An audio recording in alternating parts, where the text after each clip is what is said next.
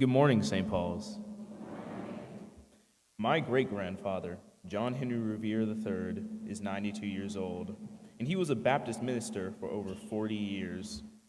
When my mom and dad told me that he was coming today, I'll be honest, that I felt a bit of pressure. He's sitting right there. After...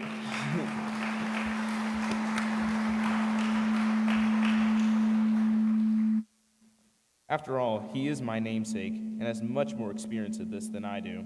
So while preparing my message for today, I decided to call him for some guidance. He told me to refer to the Bible.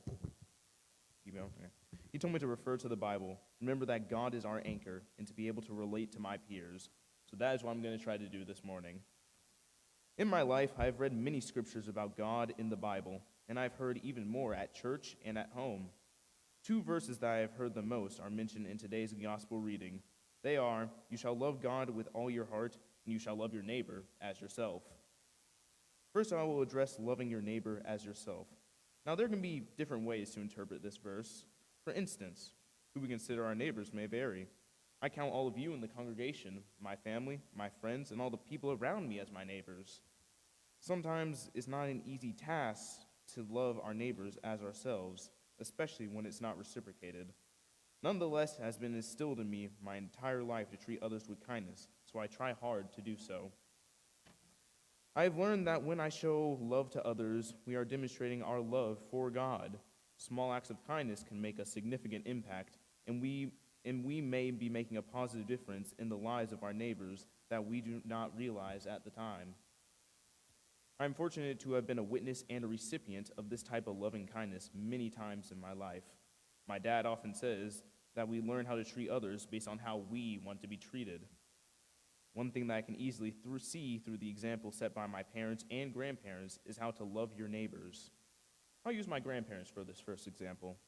They recently celebrated their 50th wedding anniversary, and family and friends spoke about the impact they had made in their lives. There were common themes among those who spoke. Some talked about the kindness my grandparents had shown and how they had helped them through times of need. Others spoke about the service in the church and expressed gratitude for their loyalty and friendship.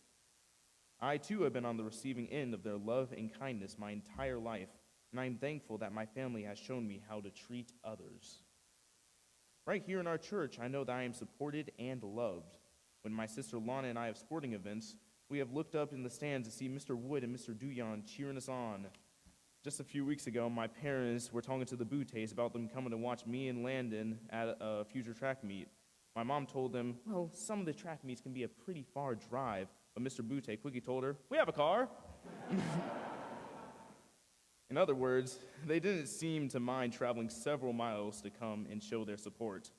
Dr. Hadley is also one of many who makes time to talk to us about how we're doing. She always has a smile, words of encouragement, and a sincere belief that the youth of St. Paul's can and will accomplish our goals.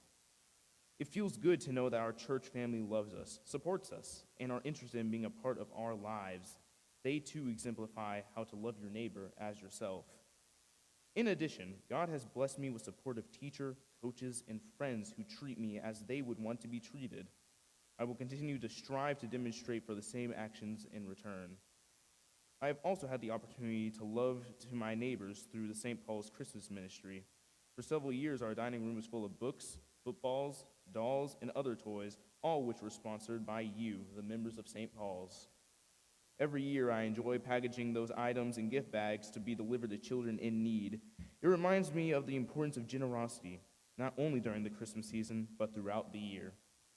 Our stewardship theme is New Possibilities, and centers around serving God as we continue to show love for him by loving our neighbors.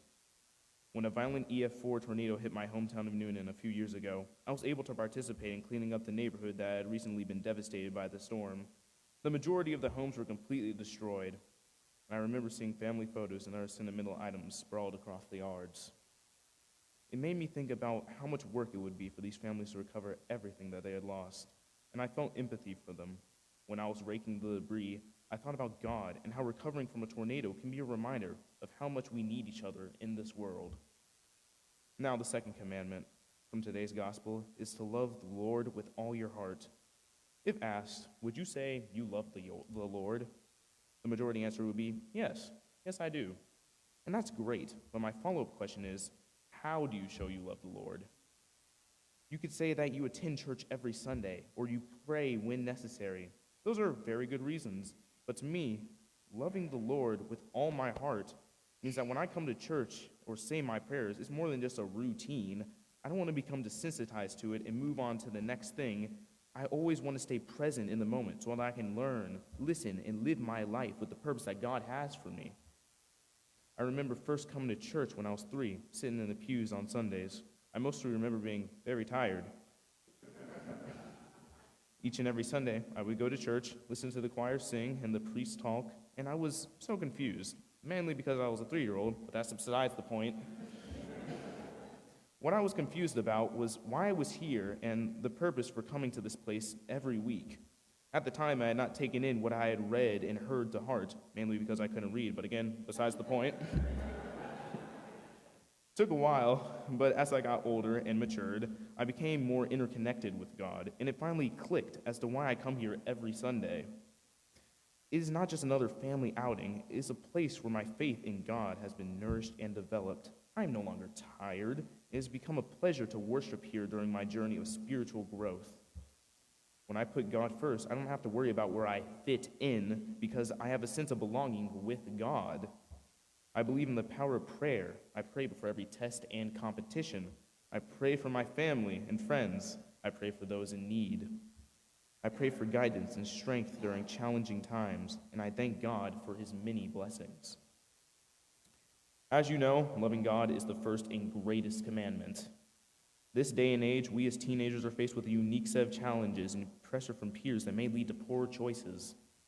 When the Apostle Paul spoke about the last days of 2 Timothy chapter 3, some of his comments were that people will be lovers of themselves, disobedient to their parents, without love, and not lovers of good.